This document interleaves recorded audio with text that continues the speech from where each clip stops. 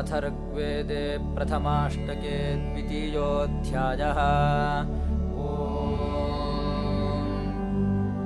अयं देवाजन्मने स्तोमो विप्रेभिरासया खकारिरत्मधातमः य इन्द्राय वचोर्यारतक्षुर्मनसा हरिः शमेभिर्यज्ञमाशत रक्षन्नासत्याभ्याम् वरिज्मानम् सुखम् रथम् रक्षन् धेनुम् सवर्दुघा युवाना पितरा पुनः सत्यमन्त्रा ऋजूयवाः ऋभवो विश्व्यक्रत संवो मदासो अग्मतेन्द्रेण च मरुत्पदा आदित्येभिश्च राजभिः उदत्यञ्जमसन्नवन्द्वष्टुर्देवस्य निष्कृतम् अकर्त चतुरः पुनः तेनो रत्नानि दत्तनत्रिरासाप्तानि सुन्वते एकमेकम् सुषस्तिभिः अधारयन्तवह्नयो भजन्त सुकृत्ययाः भागम् देवेषु यज्ञियम् इहेन्द्राग्नि उपह्वयेतयोरित्स्तोममुष्मसि ता सोमम् सोमपातमा ता यज्ञेषु प्रशंसतेन्द्राग्निषु हरानरः ता गायत्रेषु गायत ता मित्रस्य प्रशस्तय इन्द्राग्नीता हवामहे सोमपा सोमपीतये उग्रासन्ता हवामह उपेदम् सवनम् सुतम् इन्द्राग्नी एह गच्छताम् ता महान्ता सदस्पति इन्द्राग्नी रक्ष उज्जतम् अप्रजाः सन्त्वत्रिणाः तेन सत्येन जागृतमधिः प्रचेतुने पदे इन्द्राग्नी शर्म यच्छतम् प्रातर्युजा विबोधयाश्विना वेह गच्छताम् अस्य सोमस्य पीतये या सुरथा रथितमोभा देवादिविस्पृशा अश्विना ता हवामहे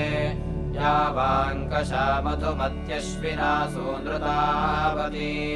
तया यज्ञम् मिमिक्षतम्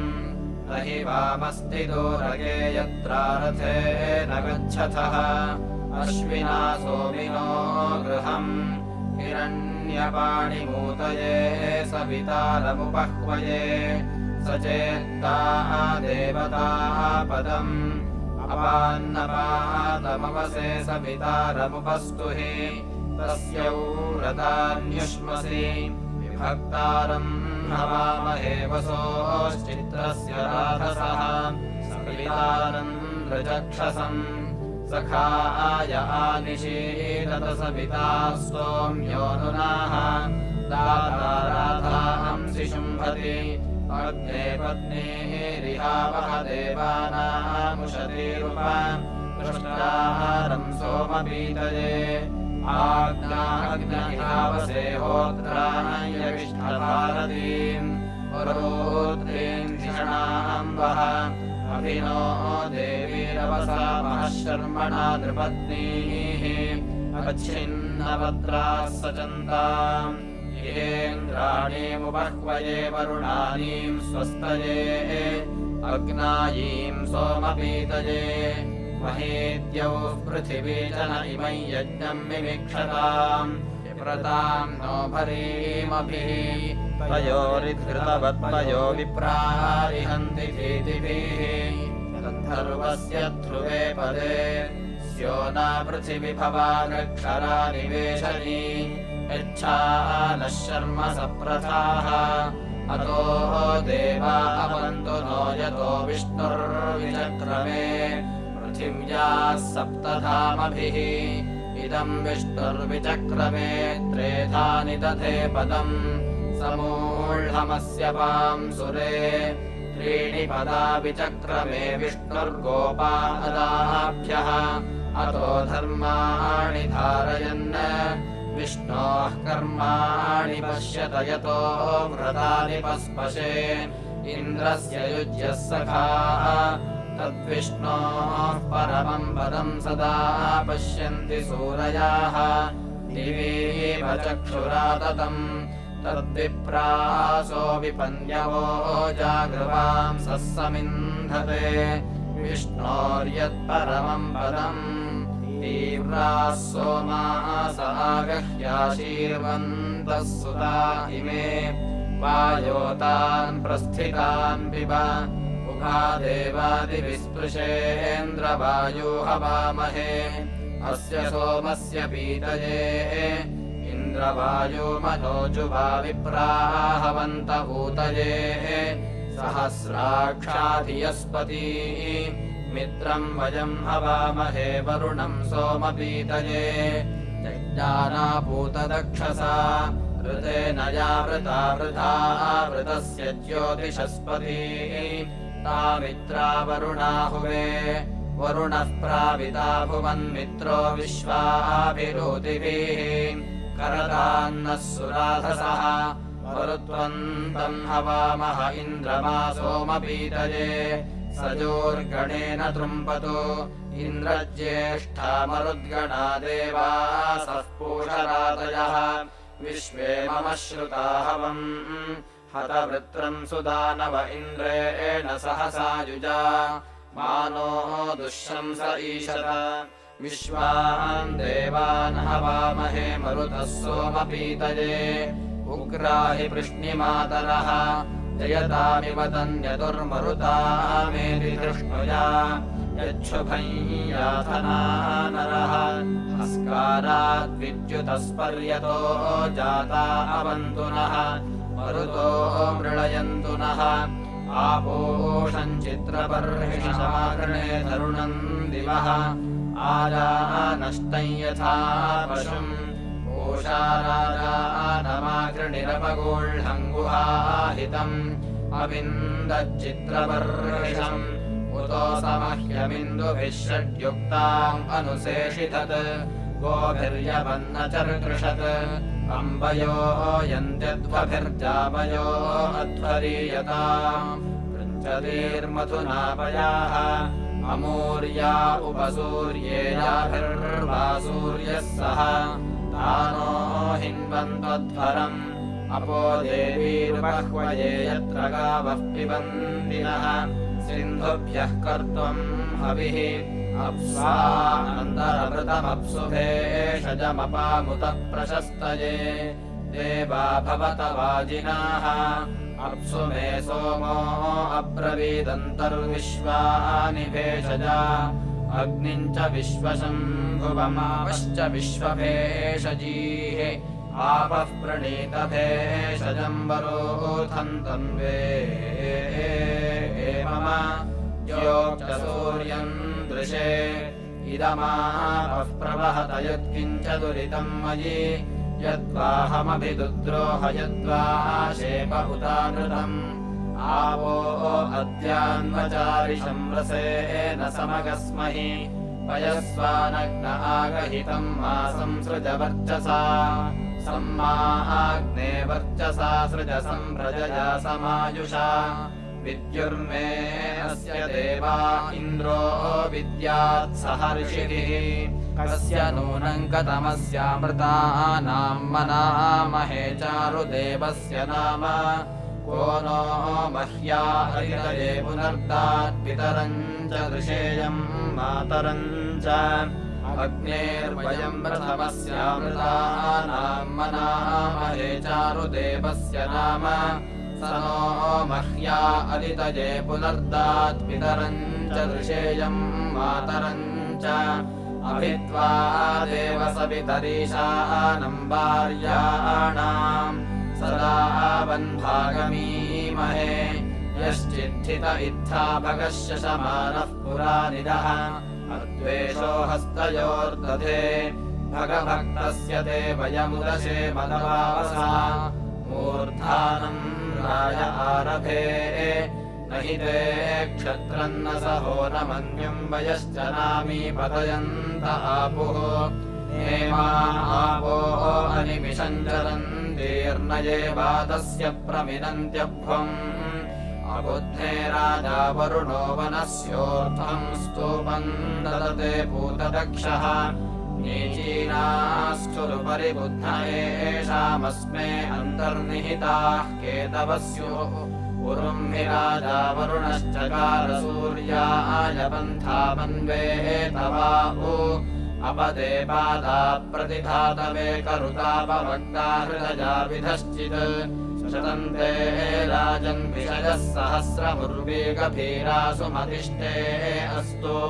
बाधस्व दूरे निररतिम् पराचैः कृतञ्चिदेन प्रमुमुख्यस्मत् अमीयरक्षा निहिता स उच्चानक्तम् ददृश्रे कुहचिद्दिवेयुः अदर्धानि वरुणस्य व्रतानि विचाकषच्चन्द्रमानक्तमेति तत्त्वायामि ब्रह्मणा वन्दमानस्तदाशास्ते यजमानो हविर्भिः अहेळमानो वरुणेह बोध्युरुषम् समान आयुः प्रमोषीः तदिन्नक्तम् दद्दिवा बह्यमाहुस्तदयङ्केतो हृद आविचष्टे सुनश्येपोऽयमह्वद्गृभीतः सो अस्मान् राजा वरुणो मुमोक्तु सुनश्येपो ह्यह्वद्गृभीतस्त्रिष्वादित्यम् द्रुपदेषु बद्धः अवैनम् राजा वरुणः ससृज्याद्विद्वाङ्गदब्धो विमुमोक्तुपाशान् अवते हेळो वरुण नमोभिरवयज्ञेभिरेमहे हविर्भिः क्षयन्नस्मभ्यमसुरप्रचेता राजन्नेनांसि शिश्रथः कृतानि उदुत्तमम् वरुणपाशमस्मदवाधमम् विमध्यमम् श्रथाय अथा वयमादित्यौ हृदे तवानागसो अदितये स्याम यच्चिद्धिरे विशो यथा प्रदेव वरुणव्रतम् विनेमसिद्यविद्यवि मानो वधाय हत्मवे जिहीळानस्य रीरथः आहृणानस्य मन्यवे विमृळीकायते मनोरथेरश्वन्नसन्दितम् गीर्भिर्वरुणसेमहि पराहि मे विमन्यवः पतन्ति वस्य इष्टये वयो नवसतीरुप कदा क्षत्रश्रियन्नरमा वरुणम् करामहे ऋळीकायो रुजक्षसम् तदित्समानमाशाते वेनन्तान प्रयुच्छतः धृतौ रदाय दाशुषे वेदायो वीणाम् पदमन्तरिक्षेण पतता वेदनामः समुद्रियाः वेदमासो धृतौ रतो 12 प्रजापतः वेदाय उपजायते वेदपादस्य वर्त्मनि मुरोरऋष्वस्य बृहतः वेदाये अध्यासते निशसादधृतौ रतो वरुणः पस्त्यास्वा साम्राज्याय सुक्रतुः अतो विश्वान्यद्भुता चिकित्वाङ्गभिपश्यति कृतानि याचकर्त्वा स नो विश्वाः सुक्रतुरादित्यः सुपथाकरत् प्रणायोंशितारिषत् बिभ्रद्राविम् हिरण्ययम् वरुणो वस्तनिर्णिजम् परिस्पशो निषेदिरे नयन् दिप्सन्ति दिप्सवो न द्रुह्वाणो जनानाम् न देवमभिमादयः उदयो मानुषेष्वायशश्चक्रे असाम्या अस्माकमुदरेष्वा परामेयन्ति धीतयो गावो न गव्योतीरनो इच्छन्तेरुचक्षसम् सन्नुवो जावहै पुनर्यतो मे मध्वाभृतम् ओते भक्षदसे प्रियम् दर्शन्नु विश्वदर्शनम् दर्शम् रथमधिक्षमि एताजुषतमे गिराः इमम् मे वरुणश्रुति हवमद्या च मृळय त्वामवस्युराजके त्वम् विश्वस्य मेधिरदिवश्चग्मश्च राजसि स यामनि प्रतिश्रुति उदुत्तमम् मुमुग्धिनो विपाशम् मध्यमम् श्रुता अवाधमानि जीवसे वसिष्वाहि वियेध्यवस्त्राण्योर्जाम्बदे सेमन्नो अध्वरम् यज निनोः तावरेण्यः सदा जविष्ठमन्मभिः अग्ने दिविद्मता वचाः पाहिष्मासूनवे पिताभिर्यजत्यापये सखा सख्ये वरेण्यः आनो बर्हिरिषादसो वरुणो मित्रो अर्यमा सीदन्तु मनुषो यथा पूर्व्यहोदरस्य नो मन्दस्व सख्यस्य च इमा उशुश्रुति गिराः यच्चिद्धि शश्वतातना देवं देवं यजामहे वे इद्धूयते हविः प्रियो नो अस्तु विष्पतिर्होता मन्द्रो वरेण्यः प्रिया स्वग्नयो वयम् स्वग्नयो हि वार्यम् देवासो दधिरेचनः स्वग्नयो मनामहे अथा न उभयेषाममृतमर्त्यानाम् मिथः सन्तु प्रशस्तयः विश्वेभिरग्ने अग्निभिरिमं यज्ञमिदं वचाः चनोराः सहसो यहो अश्वन्नत्वा वारवन्तम् वन्दध्या अग्निन्नमोभिः सम्राजन्तवद्धराणाम् सखानः सूनुः शवसा पृथुप्रकामा सुषेवाः मेढ्वाम् अस्माकम् बभूयात् स नो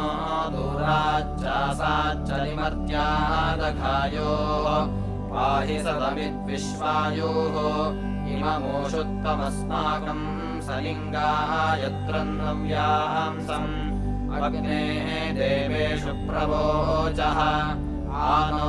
भज परमेष्वावादेषु मध्यमेषु शिक्षावस्वोऽन्तमस्य विभक्तासि चित्रभानो सिन्धोरूर्मा उपाकः सद्यो दाशुषे क्षरसि यमग्ने वृत्सुमर्त्यमवादेषु यञ्जुनाः सयन्ता शश्वतीरिषाः नगिरस्य सहन्त्यपर्येतागयस्य चित् वाजो अस्ति श्रवाय्याः सवाजम् विश्वचर्षणिरर्बद्भिरस्तु तरुता विप्रेभिरस्तु सनिता जराबोध तद्विविद्धि विषे यज्ञियाय स्तोमम् रुद्राय दृशीकम् स नो महाङ्गनिमानो धूमकेतुः पुरुश्चन्द्रः धियेवाजाय हिन्वतु स देवाङ्गिव विश्वतिर्दैव्यः केतुः शृणोतु नः उक्थैरग्निर्बृहद्भानुः नमो महद्भ्यो नमो अर्भकेभ्यो नमो युवभ्यो नम आशिरेभ्यः यजामदेवान्यदि शक्नवाममाद्याय सश्यं समावृक्षिदेवाः यत्र ग्रावाः पृथुबुध्न ऊर्ध्वो भवति सोतवे उलूखलसुता नाम वेद्विन्द्रजल्कुलः यत्र द्वाविव जघनातिशवण्या कृता उलूखलसुता नाम वेद्विन्द्रजल्कुलः यत्र नार्यपच्यवमुपच्यवम् च शिक्षते उलूखलसुता नाम वेद्विन्द्रजल्कुलः यत्र मन्थाम् बिबध्नते रश्मीन्यमितवा इव उलूखलसुता नाम वेद्विन्द्रजल्कुलः यच्चिद्धि त्वम् गृहे गृहमुलूखलकयुज्यसे इहद्युमत्तमम् वद जयतामिव दुन्दुभिः उतस्मते वनस्पते वातो विभात्यग्रमित् अथो इन्द्राय पातवे सुनु सोममुलूखल आयजीवायसातमाताह्यो उच्चाभिजर्भृतः हरि इवान्धांसि वप्सता तानो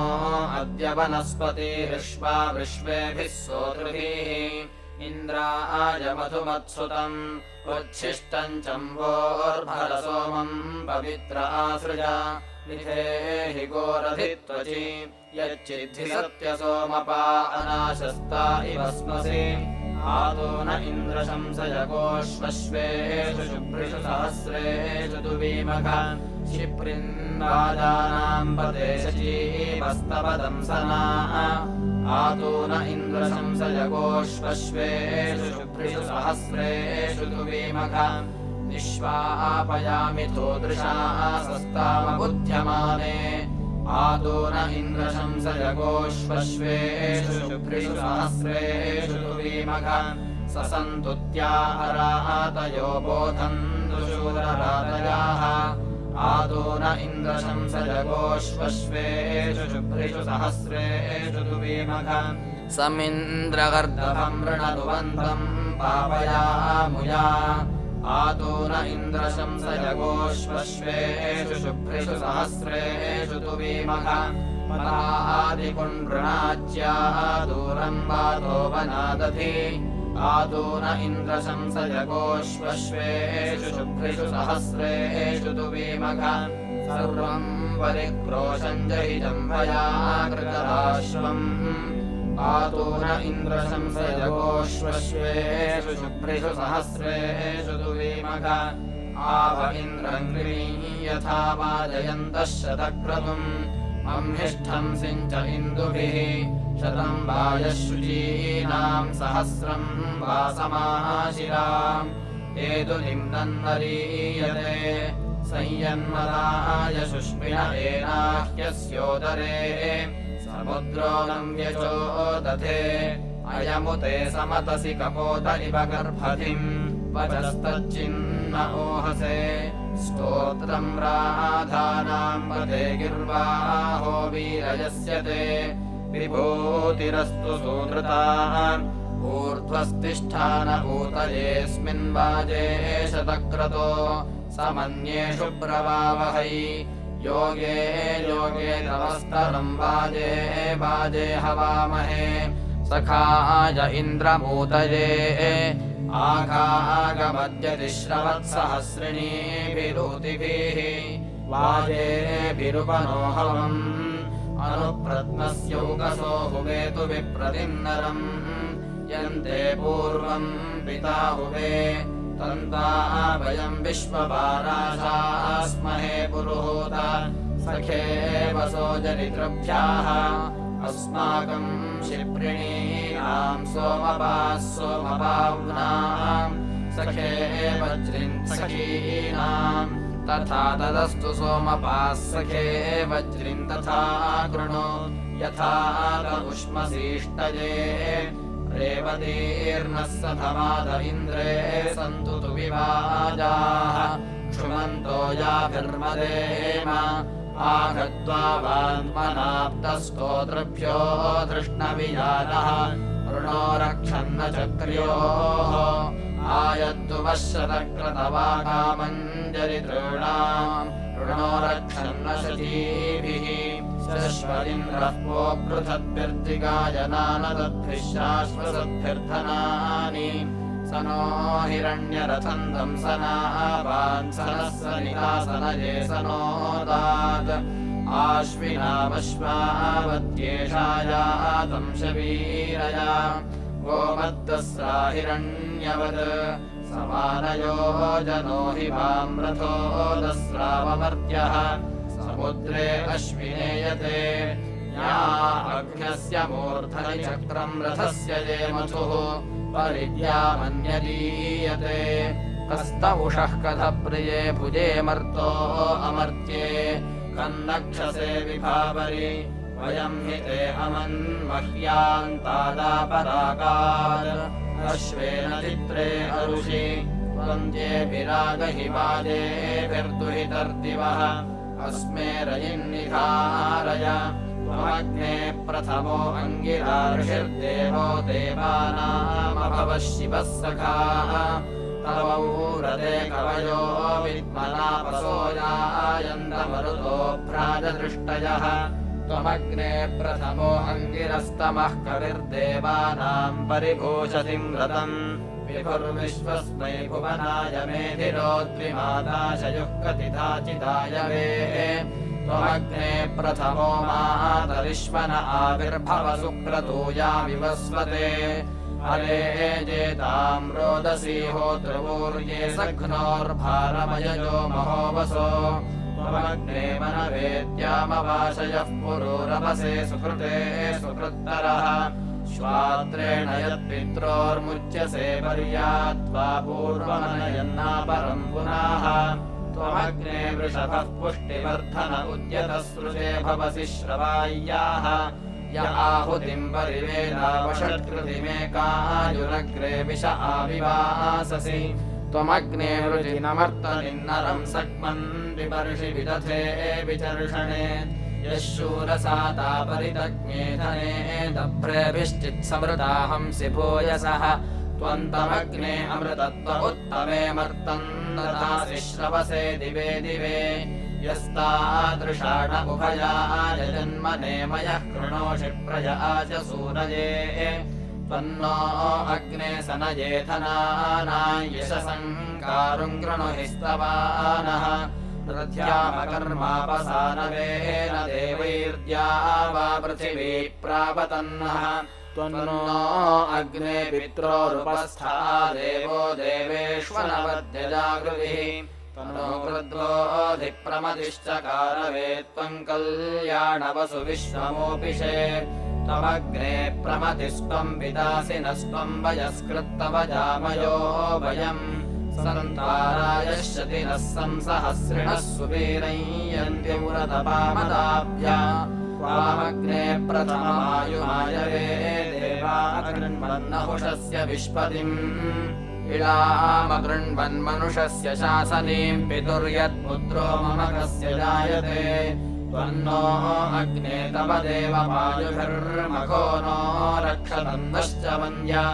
त्रातातोकस्य तनये गवामस्य निमेषम् रक्षमाणस्तवौ रते त्वमग्ने यज्यवे पायुरन्तरो निषङ्गाय चतुरक्ष इत्यसे यो रातहं यो वृकाय धायसे गीरेश्चिन्मन्त्रम् मनसा वनोषितम् त्वमग्नपुरुषंसाय वाघते स्पार्हं यद्रेक्णः परमम् वनोषितत् आध्रस्य प्रमतिरुच्यसे पिता प्रपाकम् शास्सि प्रदिशो विदुष्टरः त्वमग्ने प्रयत दक्षिणन्नरम् वर्मेव स्यूतम् परिभासि विश्वताः स्वादुक्षद्मायोपसतौ स्यो न कृज्जीवयाजं यजते सोपमादिवः इमामग्ने शरणिम् मीमृशो न इममध्वा नय्यमगामदूरात्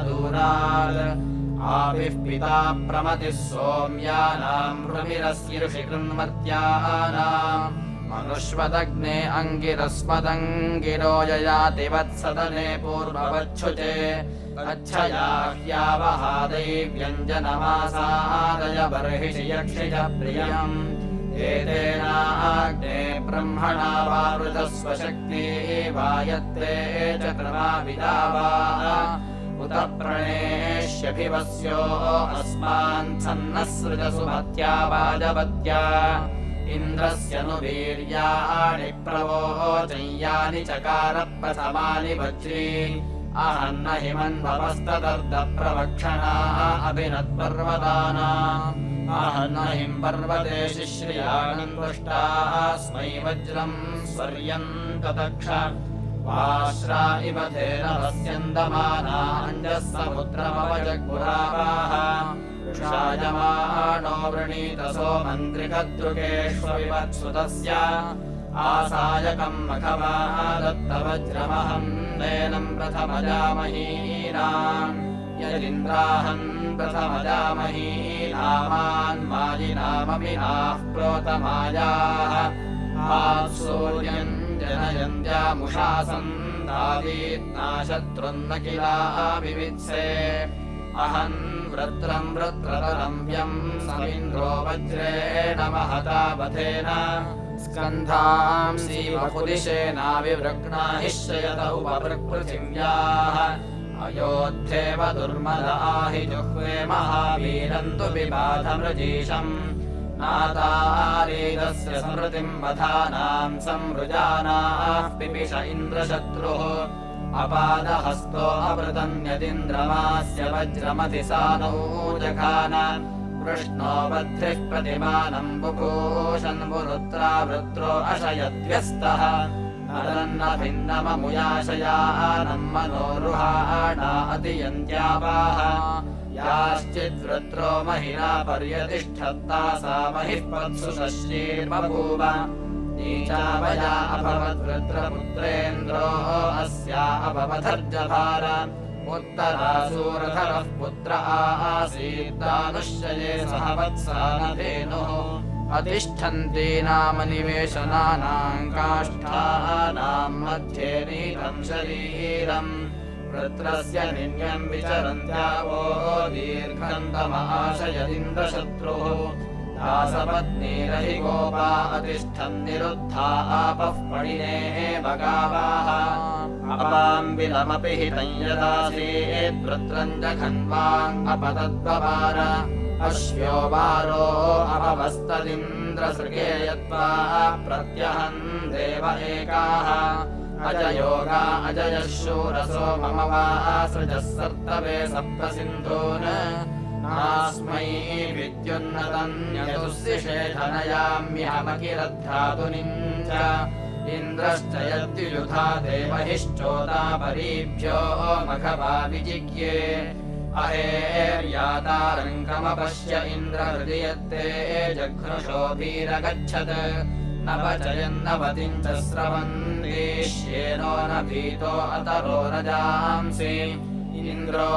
यातो वसितस्य राजा शमस्य च शृङ्गिणो वज्रबाहुः सेदुराजाक्षयति दर्शनीनामरान्ननेमिः परिता बभूव इति प्रथमाष्टके द्वितीयोऽध्यायः।